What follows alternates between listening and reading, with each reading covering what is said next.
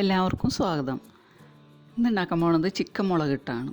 Chicken മുളകിട്ട് എന്ന് പറയുമ്പോൾ പച്ചമുളക് ഇട്ടിട്ട് ഉണ്ടാക്കണതാണ്. നല്ല എരിവുള്ള കറീന്. പിന്നെ ഇത് ചപ്പാത്തിയുടെ കൂടെയും പൊറോട്ടയുടെ കൂടെയൊക്കെ കഴിക്കാൻ നല്ലതാണ്. നല്ല ടേസ്റ്റുള്ള കറീന് എല്ലാവരും ഒന്ന് ഉണ്ടാക്കി നോക്കണം കേട്ടോ. പിന്നെ ഈ ചാനൽ ആദ്യമായിട്ട് കാണുന്നവരുണ്ടെങ്കിൽ സബ്സ്ക്രൈബ് ചെയ്യാൻ മറക്കരുത് കേട്ടോ. അപ്പോൾ ഇനി കറി വെക്കാൻ തുടങ്ങാം. അതിനുവേണ്ടി 1/2 കിലോ ചിക്കനാണ് എടുത്തിട്ടുള്ളത്. അത് നല്ലപോലെ കഴുകി വൃത്തിയാക്കി കുക്കറിലേക്ക് ഇടാം. അതിലേക്ക് പാകത്തിന് ഉപ്പും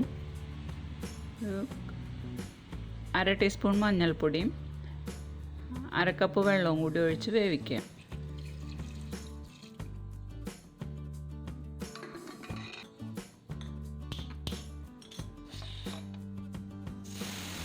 ഇനി അതിലേക്ക് കുറച്ച് പച്ചമുളക് വേണം. ഞാനൊരു 25 മുളക് എടുത്തിട്ടുണ്ട്. അത്യാവശ്യം നല്ല എരിവുള്ള മുളകാണ്. ഇനി ഇതൊന്ന് അരിഞ്ഞെടുക്കാം. ഇനി ഇതിലേക്ക് 1 ടീസ്പൂൺ ഇഞ്ചി അരിഞ്ഞതും 1 ടീസ്പൂൺ വെളുത്തുള്ളി അരിഞ്ഞതും 2 സവോള അരിഞ്ഞതും എടുത്തിട്ടുണ്ട്. പിന്നെ ഒരു ചെറിയ തക്കാളി. ഇനി ചട്ടി അടുപ്പത്ത് വെച്ച് കത്തിച്ച് ചൂടാവുമ്പോൾ അതിലേക്ക് വെളിച്ചെണ്ണ ഒഴിക്കാം. വെളിച്ചെണ്ണയ്ക്ക് പകരം ഓയിലായാലും മതി. അതിന് ശേഷം അതിലേക്ക് അരിഞ്ഞു വെച്ചിട്ടുള്ള ഇഞ്ചിയും വെളുത്തുള്ളി ഇട്ട് മൂപ്പിക്കാം.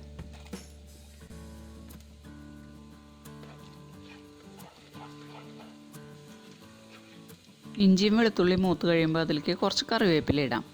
കറിവേപ്പില ഇടുമ്പോൾ വെളിച്ചെണ്ണയുടെ ചൂടൊന്ന് കുറയും. അപ്പോൾ നമുക്ക് അതിലേക്ക് പൊടികൾ ഇടാം. 1 ടീസ്പൂൺ മല്ലിപ്പൊടിയും 1/2 ടീസ്പൂൺ ഗരം മസാലയും 1/2 ടീസ്പൂൺ കുരുമുളക് പൊടിച്ചതും ഇടാം. ഇനി ഇതിൻ്റെ പച്ചക്കുത്തൊക്കെ ഒന്ന് മാറി വരുമ്പോൾ അതിലേക്ക് സവോള അരിഞ്ഞത് ഇടാം. സവോള അത്ര നൈസായിട്ട് അരിയൊന്നും വേണ്ട, കുറച്ച് കട്ടിയിൽ അരിയാം. ഇനി സവോള ഇട്ട് കൊടുക്കാം. ഈ കറി ഉണ്ടാക്കൽ എളുപ്പം കഴിയും.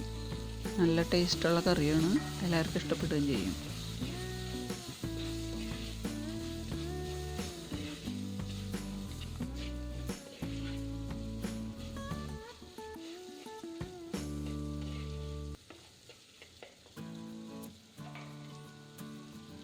ഇനി ഈ സവോള ഒന്ന് വാടി വരുമ്പോൾ അതിലേക്ക് എടുത്ത് വെച്ചിട്ടുള്ള തക്കാളി ഒന്ന് അരിഞ്ഞിടാം. പച്ചമുളക് അരിഞ്ഞതും ഇടാം.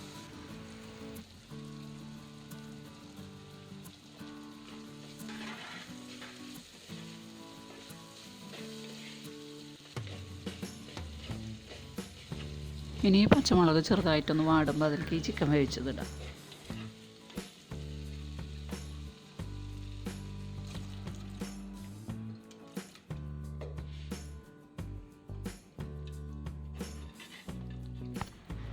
ഇനി ഇത് നല്ലപോലെ വലിയിച്ചെടുക്കാം.